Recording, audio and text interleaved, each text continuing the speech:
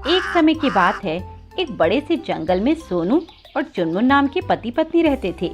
उनकी एक छोटी बेटी थी जिसका नाम टूनी था। टूनी बहुत ही जिद्दी और नटखट चिड़िया थी। सोनू जंगल के एक प्राइवेट कंपनी में नौकरी किया करता था और उसकी पत्नी चुनमुन एक हाउसवाइफ थी और घर का ही काम किया करती थी। उनके पास ज्यादा धन दौलत तो नहीं थी, पर उनके पास जो कुछ भी था वे उसी में खुशी खुशी अपनी जिंदगी बिताते थे। तभी पास के एक जंगल में एक दिन मेला लगा और टूनी मेला देखने की जिद करने लगी। पापा पापा, मुझे वो मेला देखना है। नहीं टूनी बेटी, तुम नहीं जानती उस मेले में बहुत भीड़ होगी और वहाँ जाना खतरे से खाली नहीं है। हाँ टूनी बेटी, तुम्हारे पापा सही कह रहे हैं, अभी मेले में बहुत भीड़ है। नहीं, मैं कुछ नहीं जानती, मुझे तो आज ही मेला देखना है। मेरी सभी सहेलियाँ मेला देखने जा रही हैं, तो मैं पीछे कैसे रह सकती हूँ? नहीं, मैं तो आज ही जाऊंगी। ठीक है, अब जब तूने ठान ही लिया है तो हम क्या कर सकते हैं। ये सब आपके लाड प्यार की वजह से हुआ है। आज ये इतनी जिद्दी हो गई है, ये सब आपकी वजह से है। अरे एक ही तो बेटी है हमारी, अब उसके अरमान पूरे नहीं करेंगे तो किसके करेंगे। शाम को सोनू टूनी और चुनमुन के साथ मेला देखने जाता है। मेला बहुत ही बड़ा लगा हुआ था। तरह तरह के सामान, खिलौने और पकवानों की दुकानें लगी हुई थी। जंगल के सभी पक्षी मेला घूमने आए हुए थे। पापा पापा, मुझे वो बड़ा वाला झूला झूलना है, चलो ना। नहीं बेटा, वह बहुत बड़ा है, उसमें बैठना सही नहीं होगा। हम किसी छोटे झूले में बैठ जाते हैं। नहीं पापा, मुझे तो उसी में बैठना है। टूनी जिद करने लगती है। बेचारा सोनू उसकी जिद को पूरा करने के लिए मान जाता है। ठीक है टूनी, चलो, पर अगर तुम्हें डर लगा तो वह झूले वाला झूला बीच में नहीं रोकेगा। डरता कौन है पापा? मैं तो बिल्कुल भी नहीं डरती।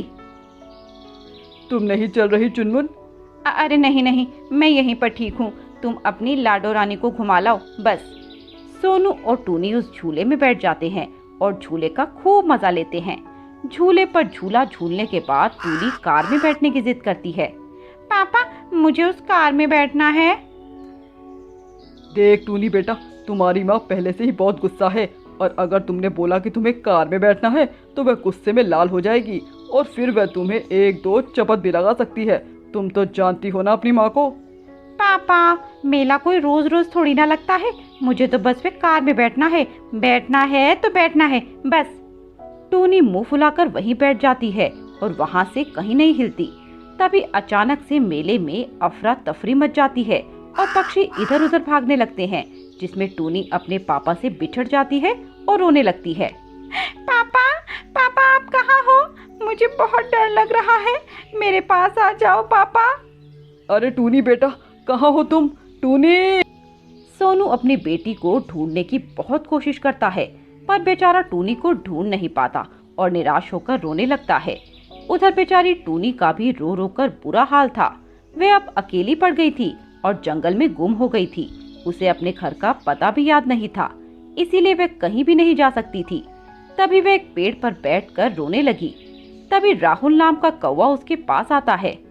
अरे क्या हुआ चिड़िया, तुम रो क्यों रही हो? मेरा नाम टूनी है और मैं अपने माँ पापा से अलग हो गई हूँ। हम सब तो खुशी खुशी मेला देखने आए थे, पर अचानक से भगदड़ मच गई और मैं पापा से अलग हो गई। अच्छा ठीक है, तुम निराश क्यों हो रही हो चिड़िया? तुम मुझे अपना पता बताओ, मैं अभी तुम्हें तुम्हारे घर छोड़ाता हूँ। पर मुझे मेरे घर का पता नहीं पता। चलो ठीक है, पर तुम्हें तुम्हारे गांव का नाम तो पता होगा और मेला कहाँ लगा था, यह सब तो तुम्हें पता होगा ना? नहीं अंकल, मुझे नहीं पता कि मेरे गांव का नाम क्या है। याद तो था पर मैं भूल गई और मेला भी कहाँ लगा वो याद नहीं है मुझे। ठीक है टूनी, अब रोना बंद करो और चलो मेरे साथ। कल सुबह होते ही मैं तुम्हें तुम्हारे माँ बाप को ढूंढने में निकल पड़ेंगे। सच में? हाँ टूनी, क्योंकि मैं एक अनाथ होने का दर्द समझता हूँ और मैं नहीं चाहता कि कोई दूसरा पक्षी मेरे जैसी हालत से गुजरे। अब राहुल टूनी को अपने घर ले आता है।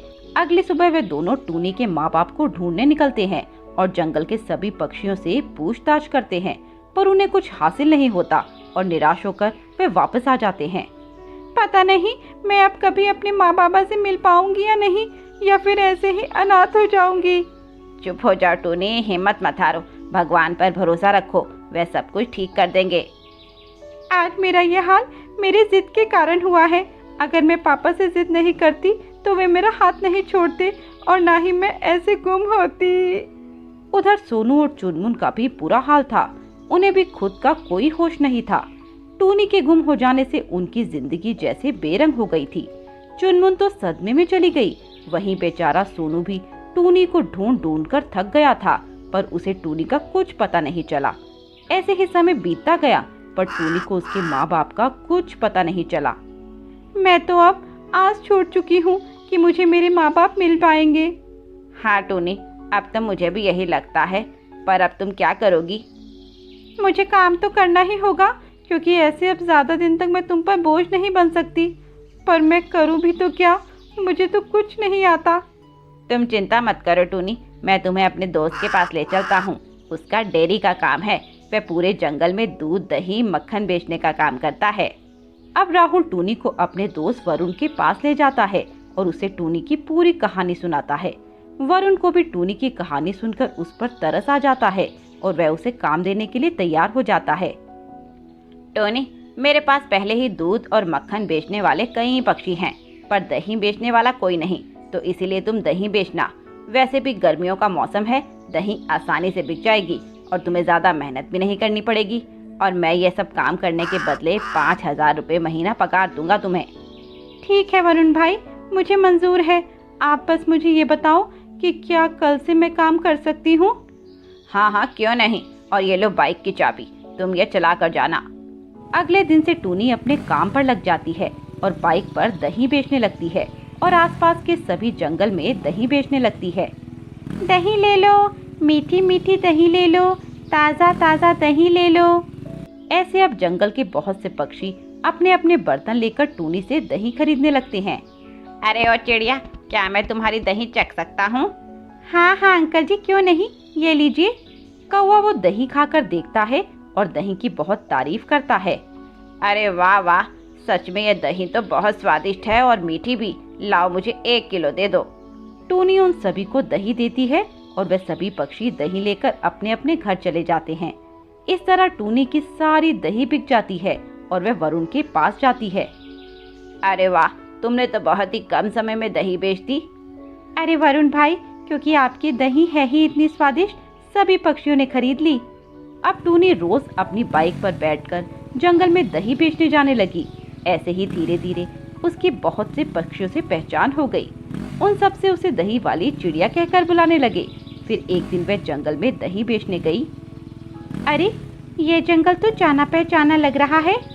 टूनी उस जंगल के थोड़ा और अंदर जाती है तो उसे सब कुछ याद आ जाता है। अरे, ये तो मेरा जंगल है जहाँ मैं रहती थी। टूनी थोड़ा और अंदर जाती है कि तभी वह अपने पिता को देखती है जो बाहर बैठे हुए थे, और टूनी फौरन अपने पापा के पास जाती है। पापा देखो, मैं टूनी। अरे मेरी टूनी, तू यहाँ? तुझे पता है मैंने तुझे कहाँ कहाँ नहीं ढूंढा, हर जंगल में खोजा, पर बेटा तेरा कुछ पता नहीं चला। और तेरे जाने के गम में तेरी माँ तो बिल्कुल बेसुध हो गई है, उसे तो कोई होश ही नहीं। पापा, मैंने भी आपको बहुत ढूंढा, पर आप मुझे कहीं नहीं मिले। फिर एक राहुल नाम के पक्षी ने मेरी मदद की। टूनी अब अपनी माँ से मिलती है। चुनमुन जब अपनी बेटी टूनी को देखती है तो वह फिर से होश में आ जाती है और टूनी को गले से लगा लेती है। इसके बाद वे सभी एक हो जाते हैं और खूब प्यार से खुशी खुशी रहने लगते हैं। सुंदरवन साम्राज्य के जंगल में राजा विक्रम अपनी रानी सोनी के साथ रहते थे। उनकी एक पुत्री भी थी जिसका नाम था टूनी राजकुमारी। टूनी राजकुमारी बहुत ही सुंदर थी और वह बहुत ही नेक दिल चिड़िया थी। समय के गुजरने के साथ टूनी राजकुमारी जवान और भी सुंदर हो गई और उसके माता पिता उसके किसी बड़े साम्राज्य के राजकुमार के साथ शादी करना चाहते थे। तभी रानी सोनी ने अपने पति राजा विक्रम से बात की। सुनिए राजा जी, अब हमारी पुत्री बड़ी हो गई है और हमें उसका विवाह कर देना चाहिए। आपने सही कहा रानी साहिबा, मैं भी राजकुमारी टूनी का विवाह किसी बड़े राज परिवार में करवाना चाहता हूँ। तो फिर देर किस बात की है राजन? ठीक है, तो मैं टूनी के स्वयंवर का आयोजन करवाता हूँ और पास के सभी जंगल के राजकुमारों के पास ये संदेश पहुँचा देता हूँ। इसके बाद राजा विक्रम अपने सिपाहियों को बुलवाते हैं। जी राजन, आपने बुलाया? हाँ, तुम सभी ऐसा करो, टूनी राजकुमारी के स्वयंवर का संदेश लेकर सभी पास के जंगल राजाओं के पास जाओ और उन्हें स्वयंवर में आने का निमंत्रण दो। ठीक है राजन। और एक बात सुनो, तेजपुर के जंगल के राजा के पास तुम नहीं जाना। ठीक है राजन। इसके बाद वे सभी सिपाही राजा का संदेश लेकर पास के सभी जंगल में जाते हैं और सभी जंगल के राजाओं को टूनी राजकुमारी के विवाह में आने का निमंत्रण देते हैं। उसके बाद वे श्यामपुर के जंगल के राजा के पास जाते हैं। राजा की जय हो, राजा की जय हो। हम आपके पास टूनी राजकुमारी के स्वयंवर में शामिल होने का निमंत्रण लेकर आए हैं। ठीक है सिपाही, कल हमारा पुत्र राजकुमारी के स्वयंवर में शामिल हो जाएगा। ठीक है राजा जी, हम अब जाने की आज्ञा चाहते हैं। उसके बाद वे सीधा सुंदरवन के महल में आ जाते हैं और राजा के कहे अनुसार तेजपुर के जंगल में राजा को कोई निमंत्रण नहीं देते। वहीं दूसरी तरफ राजकुमारी टूनी अपने दासियों के साथ जंगल की सैर करने गई हुई थी। राजकुमारी टूनी, कल तो आपका स्वयंवर है, तो आपको कैसा पति चाहिए? मुझे एक ऐसे राजकुमार की तलाश है जो दिल का साफ हो और सभी से प्रेम करता हो और गरीबों की मदद करे। और सुंदर नहीं होना चाहिए? सुंदरता तो बाहरी दिखावा है जो एक समय के बाद ढल जाएगी, पर अगर वो मन के सुंदर और कोमल होंगे तो वही मेरे पति बनने के लायक होंगे। हम तो राजकुमारी बस भगवान से यही प्रार्थना करेंगे कि आपको जैसे राजकुमार की तलाश है वही मिले और कल स्वयंवर में आपको आपका मनपसंद राजकुमार मिले। उसी जंगल में श्यामपुर जंगल के राजकुमार भी जंगल घूमने के लिए आए हुए थे, पर जब उन्होंने टूनी राजकुमारी की बात सुनी और उन्हें देखा तो राजकुमार कमल को उनसे पहली नजर में प्यार हो गया। अब तो कल मैं आपको जीत कर लेकर आऊंगा। ऐसा कहकर राजकुमार अपने राज्य में चले जाते हैं। फिर अगले दिन टूनी राजकुमारी के स्वयंवर की तैयारियां शुरू हो जाती हैं, पर पूरे महल को बड़े ही सुंदर तरीके से सजाया जाता है और राजकुमारों का आना भी शुरू हो जाता है। वहीं दूसरी तरफ जब इस स्वयंवर की भनक तेजपुर के राजा को होती है तो वह गुस्से से लाल हो जाता है। उस विक्रम की हिम्मत कैसे हुई इस स्वयंवर में मेरे बेटे को नहीं बुलाने की? वहीं उसका मंत्री राजा को और भड़काता है। राजन, उस राजा विक्रम ने जंगल के सभी राजकुमारों को स्वयंवर में आने का निमंत्रण दिया है, पर हमारे ही जंगल को विवाह का निमंत्रण नहीं दिया। वो राजा विक्रम समझता क्या है खुद को? राजकुमार कालू कहाँ हैं? वो तो अपने कमरे में है। बुलाओ उसे। मंत्री कालू राजकुमार को बुलाकर लाता है और राजा अपने बेटे को हुक्म देते हैं। बेटा कालू, उस सुंदरवन के राजा ने हमारा अपमान किया है। उसने सभी जंगल के राजाओं को अपनी बेटी के स्वयंवर में आने का न्योता दिया, बस हमें ही नहीं दिया। ठीक है पिताजी, मैं समझ गया कि आगे करना क्या है। ठीक है बेटे, तुम जाओ और दिखा दो उस विक्रम को कि हमारी बेइज्जती करने का क्या अंजाम है। इसके बाद कालू अपने सिपाहियों के साथ टूनी राजकुमारी के स्वयंवर में चला जाता है और वहाँ महल में स्वयंवर की शुरुआत हो चुकी थी। सभी राजकुमार बैठे हुए थे कि तभी टूनी राजकुमारी वहाँ आई और सभी राजकुमार टूनी को देखने लगे। वे बहुत ही सुंदर लग रही थी। वहीं उन राजकुमारों के बीच कमल राजकुमार भी बैठे हुए थे जो बस एकटक राजकुमारी टूनी को ही देखे जा रहे थे। ठीक है, तो अब हम शुरू करते हैं राजकुमारी टूनी का स्वयंवर कार्यक्रम। और जैसे ही आपको पता है कि जो भी इस स्वयंवर में विजयी होगा उसे राजकुमारी टूनी वरमाला पहनाएगी, पर स्वयंवर में विजय वही होगा जो सामने टंगे नकली शेर की आंख में धनुष मारकर उसकी आंख फोड़ देगा। इसके बाद टूनी राजकुमारी का स्वयंवर कार्यक्रम शुरू होता है। सभी राजकुमार एक एक करके आगे आते हैं और उस नकली शेर की आंख को धनुष से फोड़ने की कोशिश करते हैं, पर कोई भी उस शेर की आंख को फोड़ नहीं पाता, जिसे देख महल में मौजूद टूनी राजकुमारी की दासियां हंसने लगती हैं और कहती हैं, अरे इस महल में कोई ऐसा राजकुमार है जो एक ही बार में उस शेर की आंख को फोड़ दे, या सबके सब ऐवे ही हैं। तभी राजकुमार कमल उठ खड़े होते हैं और सबसे कहते हैं, नहीं राजकुमारी, अभी इस महल में एक राजकुमार है जो इस शेर की आंख को फोड़ देगा। कमल राजकुमार इसके बाद अपना धनुष उठाते हैं और उस धनुष से शेर की आंख को एक ही बारी में फोड़ देते हैं। राजकुमार की सफलता देख महल में मौजूद हर पक्षी हैरान रह जाता है। टूनी राजकुमारी, अब यह शेर की आंख मैंने फोड़ दी है, तो आप भी अपना वादा पूरा कीजिए और ये माला मुझे पहनाइए। जी राजकुमार। इसके बाद टूनी राजकुमारी खुशी खुशी वह माला लेकर आगे बढ़ती है। जैसे ही वे माला राजकुमार कमल के गले में डालती है, वैसे ही वे कालू राजकुमार वहाँ आ जाता है और टूनी को पकड़कर वहाँ से ले जाता है। छोड़ दो मुझे, पिताजी बचाइए। कोई तो मदद करो, मेरी बच्ची को बचाओ उसे दुष्ट के जंगल से। आप चिंता न कीजिए राजा जी, मैं टूनी राजकुमारी को कुछ नहीं होने दूंगा और उस दुष्ट को पकड़कर आपके सामने लाऊंगा। और कालू टूनी को पकड़कर एक नदी के किनारे ले जाता है। ए दुष्ट, छोड़ दे मुझे। तू जानता नहीं कि मेरे पिताजी सुंदर वन के जंगल के राजा हैं और वे तुझे कभी नहीं छोड़ेंगे। तूने मुझे उठाकर सही नहीं किया, तुझे इसकी सजा जरूर मिलेगी। मैं अच्छे से जानता हूँ तुझे और तेरे बाप को, पर शायद तू मुझे नहीं जानती। मैं तेजपुर जंगल का राजकुमार हूँ और अब मैं तुझसे शादी कर लूंगा और मैं भी देखता हूँ तेरा बाप मेरा क्या बिगाड़ लेगा। छोड़ दे मुझे दुष्ट, छोड़ दे।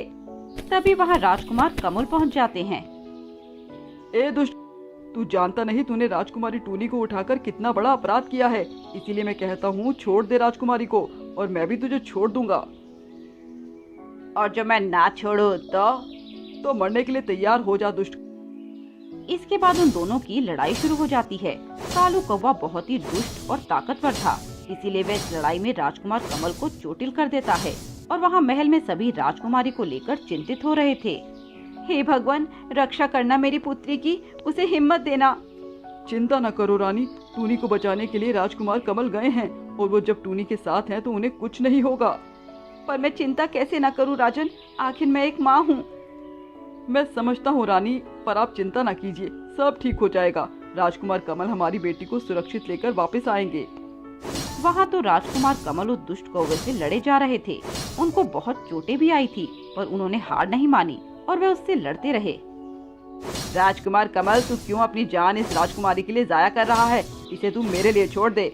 नहीं कालू, मैं टूनी राजकुमारी से बहुत प्यार करता हूँ और मैं उन्हें ऐसे ही तेरे साथ जाने नहीं दे सकता। इसलिए ये तेरे लिए अच्छा होगा कि तू राजकुमारी को छोड़ दे और वापस अपने जंगल चला जा। रस्सी जल गई पर बल नहीं गया। बेटा कमल, इस बार तो तेरा यह सपना पूरा नहीं होगा, क्योंकि मैं टूनी से शादी करके इसके बाप को इसकी बेइज्जती का तमाचा मारूंगा कि वो जीते जी मर जाएगा, चाहे मुझे उसके लिए तुझे ही क्यों ना मारना पड़े।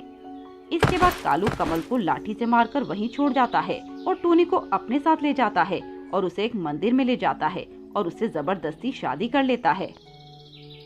कालू, मैं मरना पसंद करूंगी, पर तुझ जैसे बदतमीज से शादी नहीं करूंगी। राजकुमारी, शादी तुझे करनी ही पड़ेगी। वैसे भी अब तुझे यहाँ बचाने वाला कोई नहीं है। तेरे बाप को तो कुछ पता नहीं और तेरा वह आशिक वहाँ मर चुका है, फिर अब तुझे कौन बचाएगा? वो टूनी को जैसे ही वरमाला पहनाने लगता है कि तभी वहाँ राजकुमार कमल अपने सैनिकों के साथ पहुँच जाता है और उस कालू को पकड़ लेता है और उसे राजा विक्रम के सामने पेश करता है। शाबाश राजकुमार साहब, मुझे आपसे यही उम्मीद थी। आपने इस कालू कौवे को पकड़कर हमारे जंगल का नाम रोशन कर दिया। सैनिकों, ले जाओ इसे, इस दुष्ट को ले जाकर काल कोठरी में डाल दो। इसके बाद वे सैनिक उस कालू को ले जाकर काल कोठरी में डाल देते हैं। उसके बाद टूनी राजकुमारी और राजकुमार का स्वयंवर का कार्यक्रम पूरा कराया जाता है। टूनी राजकुमारी कमल राजकुमार को वरमाला पहनाती है और उसके बाद उनका विवाह संपन्न होता है। अब सभी बहुत खुश थे। फिर राजकुमारी की विदाई का समय आया। राजकुमार कमल, हमारी बेटी का ख्याल रखना, वो बहुत ही नाजों से पाली हुई है। यह भी कोई कहने की बात है राजा जी, आज से टूनी मेरी भी रानी है और मैं इनका ख्याल खुद से ज्यादा रखूंगा।